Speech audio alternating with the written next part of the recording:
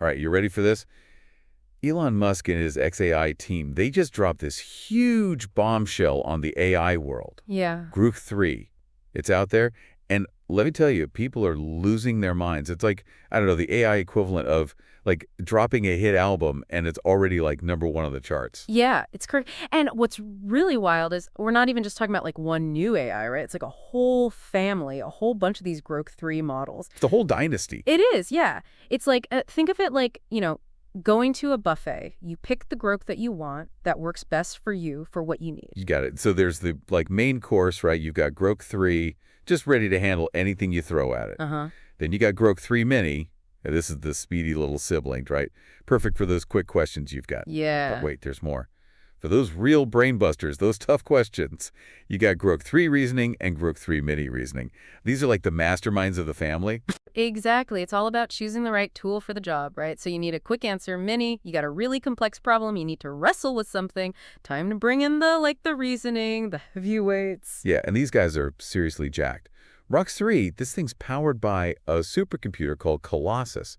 And get this thing's running on 200,000 NVIDIA GPUs. Oh, wow. That's like, having the processing power of like a small country all working together on one AI. It's wild. It's insane. It's like they built a gym just for AI, and Grok 3 is winning all the weightlifting competitions, for sure. Yeah. This kind of power, right? It lets Grok 3 train on, like, massive amounts of data, learn things at speeds we couldn't even dream of just a few years ago. And it's not just about brute force with this thing. Right. Grok 3, it's got some really cool features. One that just blew my mind.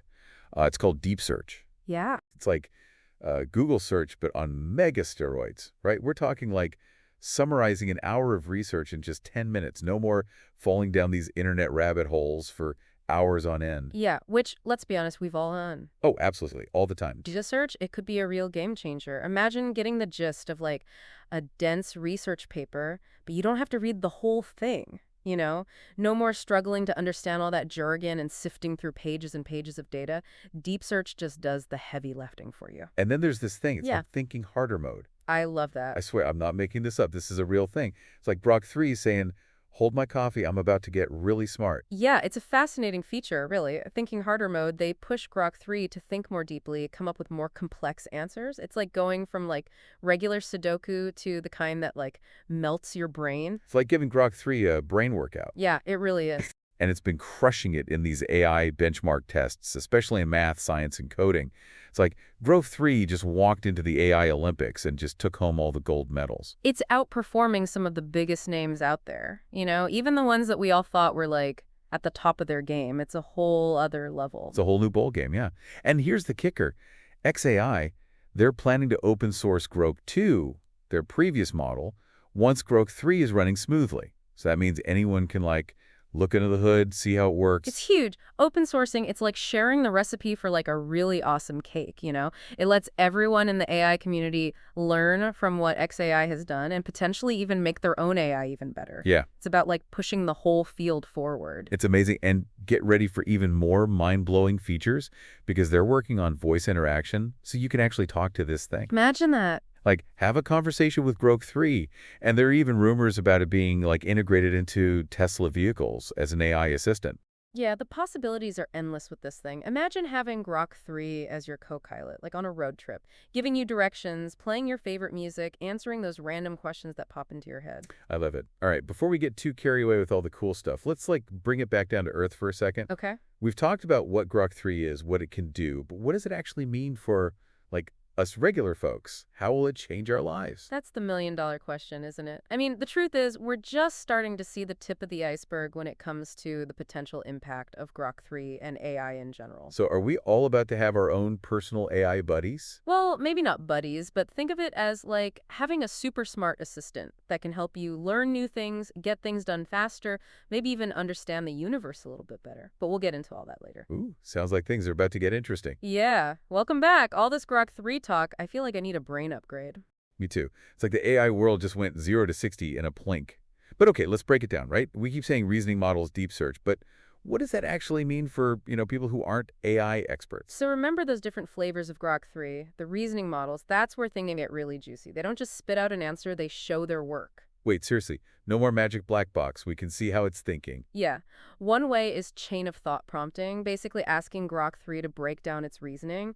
Imagine solving a puzzle. Grok 3 shows each step. So like if I ask it to write a poem, it gives me the poem and explains how it came up with each line. Exactly. It's amazing for understanding how AI works, but also for learning from it. You see its creative process, how it connects ideas. That's wild, like peeking into the mind of a creative genius, but the genius is AI. And then there's thinking harder mode. It's like challenging Grok 3 to be even more creative, more complex. Like, all right, Grok 3, you warmed up, now impress me. Exactly. Pushing it to its limits, exploring different approaches, mental workout for the AI. Okay, deep search. Elon Musk claims it does an hour of research in 10 minutes. Is that even possible? Sounds like sci-fi. It's pushing boundaries for sure. Deep search, like having a team of superpowered researchers working nonstop, scouring the internet, pulling out key info. So if I'm writing a paper, I tell Deep Search what I'm researching, and it does it all for me. Sounds dangerous. Well, not all. Deep search saves you tons of time, but you still need your own judgment. Think of it as a powerful tool for research, getting deeper understanding. Like a research partner, but I'm still the one in charge. Exactly. Deep search does the heavy lifting, you steer the ship. I like that. Okay, reasoning models, Deep Search, feeling like I need to go back to school to keep up. But XAI hinted at even more cool stuff coming for Grok 3. Oh yeah, there's talk of voice interaction, integration with Tesla vehicles, even a super Grok with even more advanced capabilities. They're moving fast. It's insane. Every week, something new and amazing in AI. But zoom out for a second. What does this mean for society? Cool that AI writes poems, does research, but what's the bigger picture? That's the big question, right? We're still figuring it out. AI has the potential to change everything, how we work, learn, interact. But it's a tool. We decide how we use it. Like a superpower, but we got to make sure it's for good, not evil. Exactly. We need to be thinking ethics, responsibility. How do we ensure AI benefits everyone, not just a few? That's the conversation we need now. Feels like a turning point. I'm a little nervous, but excited to see what the future holds. Same here. Incredible possibilities, but we need careful consideration. Well, on that note, I think we need a break to process all this. When we come back, real-world examples of how people are already using Grok 3. And trust me, you won't believe what this AI can do. Okay, we're back, and my head is still spinning from all this Grok 3 stuff. But let's get practical, right? How are people actually using this thing in the real world? Well, one area where we're seeing some really cool applications is in education. Some schools and universities, they're actually experimenting with using Grok 3 as a personalized tutoring system. Hold on, wait. Personalized tutoring, like every student gets their own AI tutor. That sounds amazing, but also like kind of sci-fi, you know? It's becoming more and more real every day. The thing is, Grok 3, it can adapt to each student's learning style, their pace, even their strengths and weaknesses. It's like having a tutor who knows exactly how you learn best, and they're available anytime, anywhere. That's incredible. I mean, that could be huge for students who, maybe need a little extra help or just want to learn things at their own speed.